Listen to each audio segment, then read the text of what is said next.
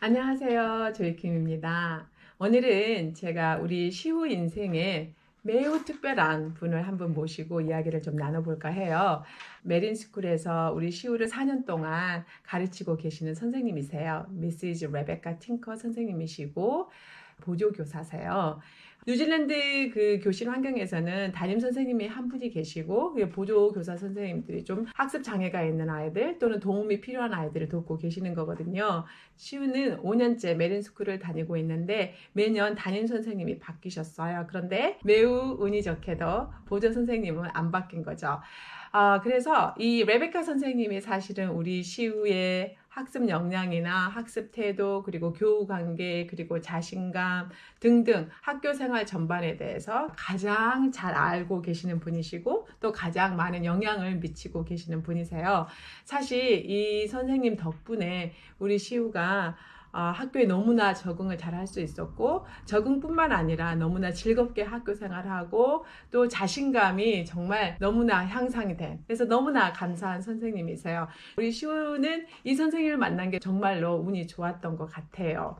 그래서 제가 이 선생님께 사실 몇 주 전에 인터뷰 또는 상담, 학부모 상담 이런 것을 요청을 드렸었어요. 그래서 원래 계획대로라면 저희가 메린스쿨의 그 푸른 운동장에 앉아가지고 이야기를 나눌 것인데 지금 록다운 때문에 줌 미팅을 통해서 한번 이야기를 나눠보려고 해요.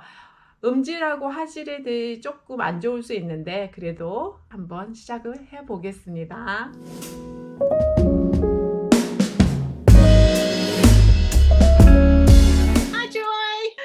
Thank you for doing this for us. No problem. It's my pleasure. Okay, thank you. Rebecca, can you introduce yourself to my audience? Sure. I'm Rebecca Tinker. I live in Christchurch and I work at Mirren School with Joy's son, Shihu. Welcome!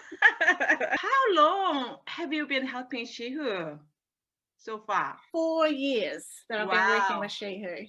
Wow, Yeah. so long time. I've been very lucky. I've enjoyed working with him. You know what, Rebecca? Actually, Shihu is so lucky. This morning, Shihu told me that, oh, Mom, Rebecca is so kind and nice. Well, he is also very, very kind and nice. He's one of my favorite students because he's always so kind and caring and hardworking, and he's just so polite. I just love working with him. So I'm really happy to hear that he is hardworking at school. Yes, he is. Oh, okay. So do you remember the first day you met Shihu? How was it? I remember when Shihu first started, he cried a lot. It was very foreign to him. English is not his first language. He didn't understand what was going on and he couldn't communicate. And also he's a boy with lacks confidence, I guess, too. So it would have been very hard for him. And he used to come to school and cry quite a bit. But we always tried to cheer him up and get him to do some little bits and pieces just to try and make it as easy for him as possible. Yes. He cried for a whole month, I think so. In Korea, we have a different system for slow learners like Shihu. We have a special class for them. So we send those students to the classroom. But here in New Zealand, you keep all the students in the same classroom. And I really like that. So can you explain the whole situation and how you involved in Shihu's learning and what you teach him? Yeah, sure. At our school, no matter who you are or what your ability is, you should be in the classroom learning with everyone else. So it was decided that learning just in your normal environment was the best way to learn English. So just being around the English being spoken all the time. He always comes into groups with me. At the moment I'm working with him, I still do a lot of reading. And then I will ask him on each page, are there any words you don't understand? Because there's always words he doesn't actually know. Yes. He sometimes now asks what a word will mean. He didn't used to ever ask anything. So it was always a complete silence. But now over the 4 years, I'll say to him, do you understand what I'm asking? He'll say yes or no, and then I'll reword it if I need to. And then I'll actually say to him, you think about it. I'm going to ask some of the others. You listen to what they have to say, and then I'll ask you to respond at the end. And so by that way, we're modeling an answer. Very good. I do always say to him that it's okay to repeat what the others have said. It's not a problem. But sometimes, quite often, he's very stubborn and wants to put his own answer, and he doesn't want the same as everyone else. Even in Korean, actually, he finds it very difficult to answer to my question, actually. So in that case, I have to take a lot of examples for him. So sometimes I ask the same question to Shihyun, and then Shihyun answer to me, and then he listen to him, and then he can answer. So the same thing actually is happening in classroom. Sometimes I always wonder, is it the English he's not understanding, or is it the question he's not understanding? And in the past, we've also said to him, if you would like to answer in Korean or write in Korean, you're more than welcome. But he wouldn't answer in Korean usually. I was kind of very doubtful about his learning ability, especially foreign language. I was kind of very impressed by his reading now and his speaking level. He's doing really, really good. Yeah, for 4 years, I think you have seen a lot of his improvement. And I really wonder, when was the time you actually felt that Shihu could make a very meaningful communication with you in class? Maybe after a couple of years, he was starting to be, you could have quite a good conversation with him. Now you can have a full-on conversation. No issues at all. Sometimes he might struggle with the odd word or whatever because he can't think of the right word to use. But and now his fluency is fantastic. When we do readings, and he's amazing at putting sounds together, and some of them are quite tricky, but he's actually learned a lot of the rules of English, which are really hard. And so it's more him getting his ideas in line and sorting it out in his head, and then he'll say it. It's quite interesting. Having said that, I found him talking to me, Mom, when you pronounce this word, you have to pronounce this way, something like that. He's teaching me some, phonics rule. Yes, it's the rules of, all the different rules of English, and there's so many, and it's really hard. And he picks up those rules and he goes with them. But I must say, from when he started in year 4 to now, his confidence has just bloomed. He is so confident. This year has been the best year. He will chat away to everyone in the classroom, either that's in English or Korean, depending on who he's talking to. He will ask questions of the teacher. He feels confident to go to another classroom, which he never, ever would have done. I don't know if he's I'm not with him at sports, so he would never join in any of the games, but I think he does join in with some of the games now. And it's all because of your kindness and all teachers' kindness and the beautiful patience. So I would like to say thank you, Rebecca, really, truly. But it's part of our job, and it's also good for us. We get to see him and other children grow. It just makes your heart bloom, doesn't it? Wow, they've gone from this to this. The other day you said that he went out to the mall. Well, that's huge for him, going out with his friends and just being by himself. And yes, I was really surprised, actually. Himself and with 2 friends, just 3 of them hung around at the mall. I couldn't believe that. And then I remember it was second year at Marion, and it was a gala night for Shihyun. And at the time, I think she saw you and Kirsty. And then he said hello and waving his hand. To me, wow, it was really, really good. And then you're thinking, wow, shit, you got a voice. It's funny when you reminded me of that. For so long, he'd never say anything. And then the first time he yelled out, "Hi, Rebecca," because he used to talk very quietly, and it would never be a loud voice. I'm really glad I came to New Zealand, Rebecca. Yeah. Well, I'm pleased too because I get to meet you and your family, who are gorgeous. Thank you. Rebecca, actually, it's not easy for me to teach him at home.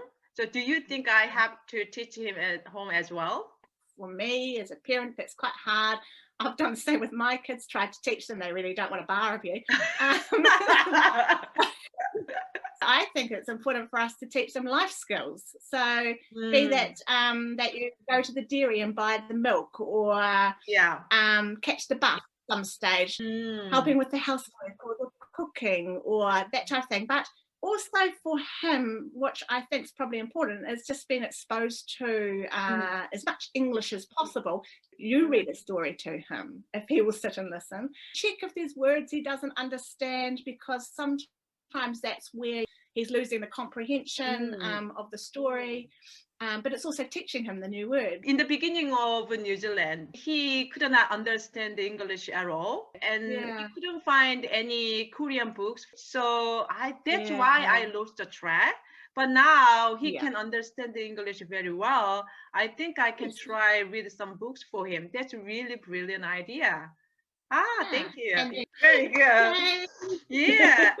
And now I'm a little bit worried about Shihu going to high school next year. So do you have any advice for me to help him? I think, though I hope I'm very wrong, that I think high school's going to be really hard for him initially. No matter what school he goes to, he's not going to really know, well, he won't know any of the teachers.